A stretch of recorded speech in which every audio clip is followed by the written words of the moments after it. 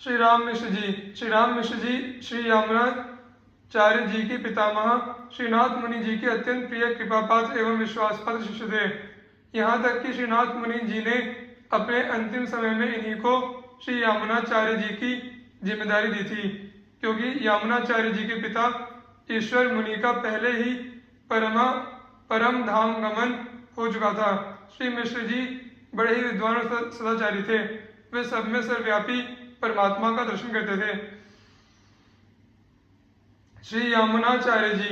श्री यमुनाचार्य महान भक्त, भगवान के परम विश्वासी और विशिष्टाद्वैत सिद्धांत के प्रचारक थे। आपका जन्म संवत 1010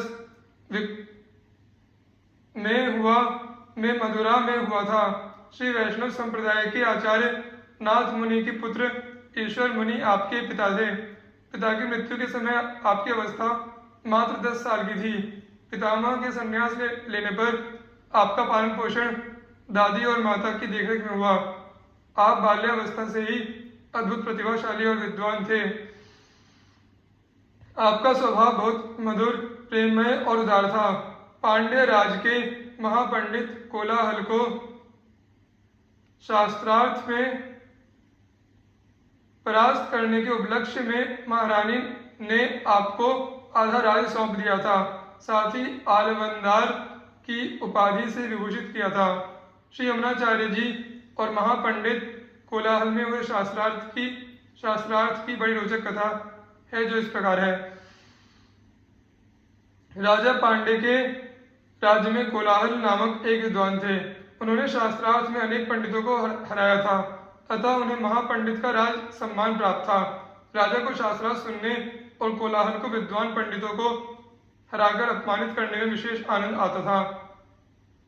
इधर श्री यामुन मुनि की विद्वत्ता की भी ख्याति फैल रही थी, जो राजा पांडे के कानों तक पहुंची।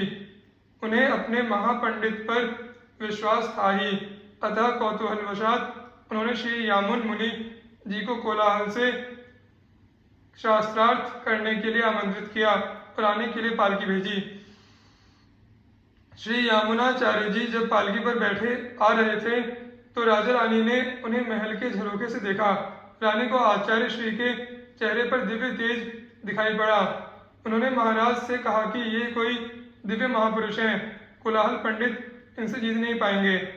राजा को अपने राज पंडित की विद्वत्ता और पांडित्य पर बहुत गर्व था, अतः उन्होंने रानी की बात का प्रतिवाद करते हुए कहा कि महापंडित कोलाहल इन्हें जरूर हरा देंगे। रानी ने अपनी बात पर जोर देते हुए कहा, महाराज यदि कोलाहल पंडित इन्हें हरा देंगे तो मैं रानी के स्थान पर आपकी दासी बन जाऊंगी, और यदि ये महापुरुष विजयी हुए तो आपको इन्हें अपना आधा राज्य देना होगा। राजा ने शर्त स्वीकार कर ली। समय पर राजा पांडे का दरबार लगा। दोनों पंडित आमने सामने अपने अपने आसन पर विराजमान हो गए। कोलाहल ने घमंड में भरकर आचार्य श्री से कहा कि आप जो कुछ भी कहेंगे मैं उसका खंडन कर दूंगा। इस पर श्री यमुनाचार्य जी महाराज ने कहा कि मैं 3 बातें कह रहा हूँ, इनमें से यदि किसी एक का भी तुम खंडन कर दोगे तो मैं तुम्हारे शिष्य हो जाऊंगा। यह कहकर उन्होंने कोलाहल पंडित से निम्नलिखित 3 बातें कही। 1, तुम्हारी माता काकबंध्या है। 2, राजा पांडे बड़े ही नीति निपुण और धर्मज्ञ हैं तथा रानी जी बड़ी ही पतिव्रता और साधु स्वभाव वाली है। इन बातों को सुनकर पंडित कोलाहल अवाक रह गए। उनकी समझ में न आया कि इन बातों का खंडन कैसे करें, क्योंकि वे अपनी माता के एकमात्र पुत्र थे, अतः माता के काकबंध्या होने वाली बात सत्य ही थी। शेष 2 बातों का खंडन करने का अर्थ था राजा रानी पर दोष लगाना। यह भी उनके लिए संभव नहीं था, अतः उन्होंने मौन रहकर हार स्वीकार कर ली। यमुनाचार्य जब 35 साल के हुए तो अपने देहावसान काल में नाथ मुनि ने अपने शिष्य प्रवर राम मिश्र से कहा, ऐसा न हो कि यमुन राजकाल में ही अपना अमूल्य समय बिता दें, विषय भोग में ही उनकी आयु बीत जाए। नाथ मुनि के देहावसान के बाद राम मिश्र यामुन को उनकी संपत्ति का अधिकार सौंपने के लिए ले जा रहे थे। रास्ते में श्रीरंग के मंदिर में दर्शन के निमित्त आने पर यामुन के हृदय में सहसा भक्ति का स्रोत उमड़ आया। उनके हृदय में पूर्ण और अखंड वैराग्य का उदय हुआ। माया और राजभोग की प्रवृत्ति का नाश हो गया। उन्होंने शुद्ध हृदय से भगवान श्रीरंग की स्तुति की। परम पुरुष मुझ अपवित्र, उद्दंड, निष्ठुर और निर्लज्ज को धिक्कार है, जो स्वेच्छाचारी होकर भी आपका पार्षद होने की इच्छा करता है। आपके पार्षद भाव को बड़े बड़े योगेश्वरों के अग्रगण्य तथा ब्रह्मा, शिव और सनकादि भी पाना तो दूर रहा, मन में सोच भी नहीं सकते। उन्होंने अत्यंत सादगी और विनम्रता से कहा कि आपके दास भाव में ही सुख का अनुभव करने वाले सज्जनों के घर में मुझे कीड़े की भी योनि मिले, पर दूसरों के घर में मुझे ब्रह्मा जी की भी योनि ना मिले। वे भगवान श्रीरंग के पूर्ण भक्त हो गए। उनके अधरों पर भक्ति की रसमयी वाणी विहार करने लगी।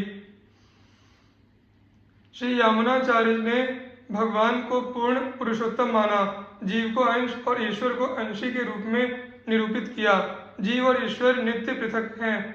उन्होंने कहा कि जगत ब्रह्म का परिणाम है, ब्रह्म ही जगत के रूप में परिणत है। जगत ब्रह्म का शरीर है, ब्रह्म जगत की आत्मा है, आत्मा और शरीर अभिन्न है, इसलिए जगत ब्रह्मात्मक है। ब्रह्म सविशेष, सगुण, अशेष, कल्याण गुण गण सागर, सर्वनियंता है। जीव स्वभाव से ही उनका दास है, भक्त है। भक्ति जीव का स्वधर्म है, आत्मधर्म है। भक्ति शरणागति का पर्याय है, भगवान अशरण शरण है। यामुनाचार्य श्री रामानुज के परम गुरु थे। स्तोत्र रत्न, सिद्धि त्रय, आगम प्रामाण्य और गीतार्थ संग्रह उनके ग्रंथ रत्न हैं। उनका आलवंदार स्तोत्र बड़ा ही मधुर है। यामुनाचार्य ने आजीवन भगवान से अनन्य भक्ति का ही वरदान मांगा। उनके लिए भगवान ही परमाश्रय थे। उन्हीं के चरणों की शरण लेने में उन्हें बंधन मुक्ति दिख पड़ी। वे अपने समय के महान दार्शनिक, अनन्य भक्त और विचारक थे। यामुनाचार्य ने महाप्रयाण काल में श्री रामानुजाचार्य को याद किया, परंतु उनके पहुंचने से पहले ही वे दिव्य धाम को पधार गए। उनकी 3 अंगुलियां उठी रह गईं। वे ही उनके मन में रही 3 कामनाएं थीं, जिनको श्री रामानुजाचार्य ने पूर्ण किया।